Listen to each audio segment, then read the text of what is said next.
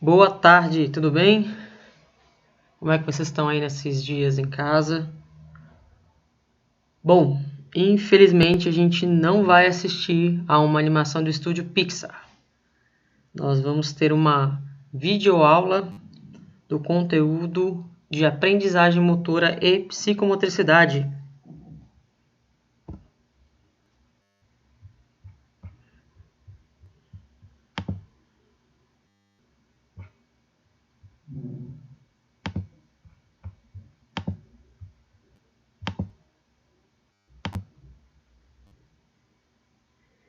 Bom, a gente vai fazer uma revisãozinha e eu vou falar algumas coisas novas, né? Devido à atual situação relativa aí ao Covid-19, a instituição, em cumprimento ao decreto expedido pelo governador, vai adaptar a forma de ministrar os conteúdos até a devida liberação das aulas presenciais, certo? Lembrando que nós não estamos de férias, então as atividades e os acessos ao AVA devem ser mantidos normalmente, tudo bem? As atividades devem ser cumpridas dentro dos prazos. Eu vou postar uma aula semanal para que a gente continue tendo esse conteúdo. Tudo bem? A gente ainda está na unidade 1. Eu vou fazer uma revisão das coisas que eu já falei e vou acrescer mais algumas coisas. Tudo bem? No final da aula eu vou passar uma atividade para vocês, para que vocês enviem por e-mail até segunda-feira, meia-noite. Tudo bem? Para contar como pontuação. Bom, vamos lá. A gente falou na outra aula sobre habilidade motora e controle motor, né? E lembrando que são conceitos diferentes. Que nós temos aí controle motor, é quando nós já sabemos executar aquele movimento. É algo que nós passamos pelo processo de aprendizagem e nós já temos o conhecimento daquele movimento.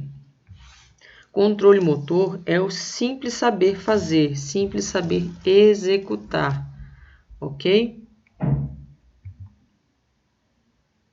A habilidade é quando nós temos um treino, quando algum movimento ele requer um nível maior de conhecimento, um nível maior de treino para que aquele exercício, né, aquela atividade seja executada. Por exemplo, nós temos que tocar piano, atirar arco e flecha, são coisas que a gente não nasce sabendo, né? Simplesmente eu vou lá e vou sentar ali e vou tocar o piano. Não é assim, a gente precisa de treino para isso. E a habilidade a gente fala quando a gente tem a questão de você não treinar, você tem a perda daquele processo. Então, quando você, por exemplo, é um atleta, você tem que ter habilidade para executar os movimentos específicos daquela modalidade. Quando você deixa de treinar, você perde a habilidade sobre aquele movimento. Você continua tendo o controle, porque você vai continuar a saber executar o movimento. Contudo, você não vai ter a destreza que você tinha anteriormente quando você treinava. O exemplo que nós falamos foi a questão da bicicleta, né? Quando nós aprendemos a andar de bicicleta e a gente é mais novo, a gente anda com constância, a gente tem habilidade para andar de bicicleta. A gente consegue subir no meio fio, descer do meio fio, passar do quebra-mola, levar 52 sacolas em cima da bicicleta, mexer com um colega. Depois de um tempo, você para de utilizar a bicicleta. Quando você para de treinar, você perde esta habilidade, mas você não perde o controle diante desse movimento. Então, anos depois, quando você vai andar de bicicleta novamente, você consegue andar de bicicleta, mas você não consegue mais fazer o que você fazia quando você era mais novo. Se você voltar a treinar, você vai voltar a ter essa habilidade. Caso contrário, você vai ficar apenas na questão do controle motor. Ok. A questão de ser aberto ou fechado, que nós temos em ambos, tanto na habilidade, né, quanto no controle. Quando a gente fala de aberto e fechado, nós falamos do ambiente, ou seja, nós falamos em qual nível de de interferência que esse ambiente pode trazer naquela atividade. Quando a gente fala de uma habilidade ou de um controle motor aberto, nós estamos falando de algo que está aberto à interferência, né? Então, o ambiente ele interfere nisso aí.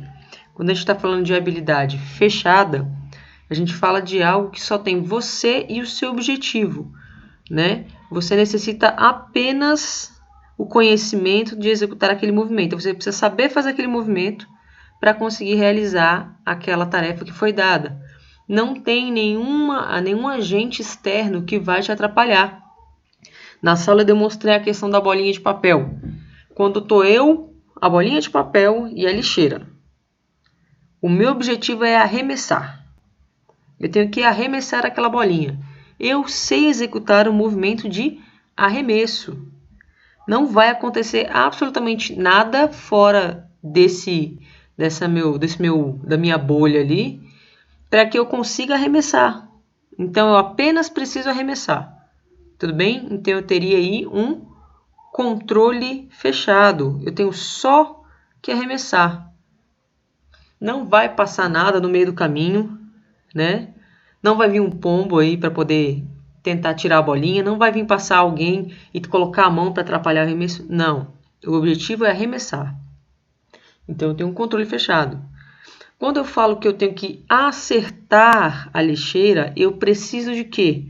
Para acertar a lixeira, eu preciso de habilidade. Caso eu não tenha essa habilidade, eu não vou conseguir acertar a lixeira. Então, nós teremos habilidade fechada. Quando a gente fala de um jogo no qual nós temos estratégias diversas, tanto para a sua equipe quanto para a equipe adversária, nós temos a questão do aberto. Porque nós temos diversas formas de executar aquele movimento e nós teremos que nos reprogramar durante o movimento. O padrão de movimento ele não vai seguir a mesma linha desde o início até o fim. Eu vou ter que reformular várias vezes para que eu consiga chegar ao objetivo. Então, eu estou jogando futebol, o meu objetivo é fazer o gol. Não vou conseguir sair lá da defesa, por exemplo, onde o goleiro me tocou a bola e em linha reta, sem nenhum padrão de movimento diferenciado, chegar para executar e chutar o gol. Isso numa partida de futebol não existe, né? Eu vou ter pessoas do meu time para a qual eu vou ter que tocar ou executar alguma jogada diferente, um passe, um cruzamento, ou as pessoas do time adversário que vão tentar impedir que isso aconteça. Então, nós temos a questão da habilidade ou controle, dependendo da atividade específica, aberta. Tudo bem? Tranquilo até aí? Ok. Lembra que quando eu falei para vocês prestarem atenção no comando do que está sendo pedido, né? Qual é a tarefa que está sendo pedida, para que vocês não se confundam com relação a isso, se é controle, se é habilidade, se é aberto ou se é fechado. Então, nós temos que prestar atenção em 3 coisas, né? A pessoa, a tarefa e o ambiente. Ou seja, eu tenho que saber quem é que está executando, eu tenho que saber o que ela está executando, qual é o objetivo daquele movimento, daquela tarefa. E tenho que observar se o ambiente interfere ou não nessa atividade. Lembrando que casos fortuitos não devem ser considerados.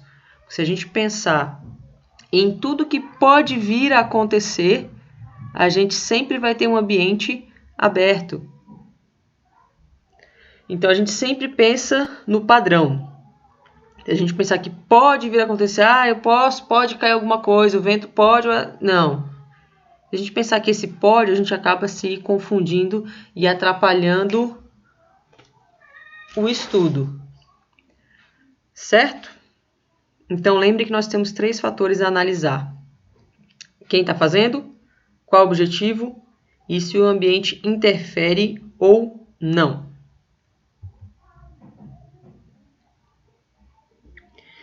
E aí nós falamos das teorias, né? A gente começou a falar das teorias. E aí vocês conseguem lembrar sobre o que eu falei da teoria do circuito aberto,